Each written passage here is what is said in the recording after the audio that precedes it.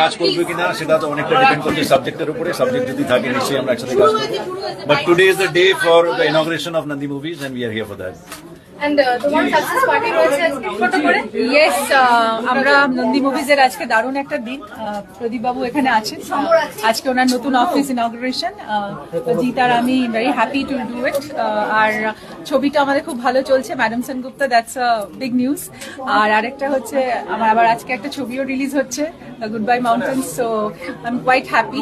তো হোপফুলি আমরা আরো অনেক ভালো ভালো কাজ করবো এই প্রোডাকশন থেকে, এবং আমরা চাইবো যে এই প্রোডাকশন হাউস সবসময় থাকুক এবং অনেক ভালো কাজ করুক।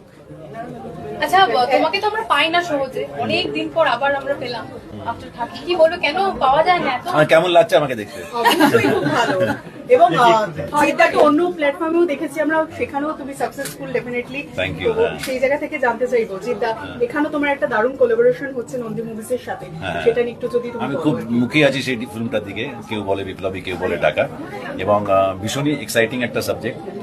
আর যারা যারা ফিল্মের সাথে জুড়ে আছে তারা সবাই খুব এক্সাইটেড এই ফিল্মটা নিয়ে, গল্পটা নিয়ে।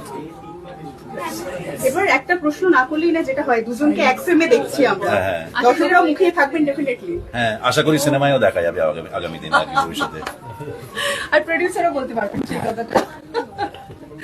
ওকে, থ্যাংক ইউ, থ্যাংক ইউ।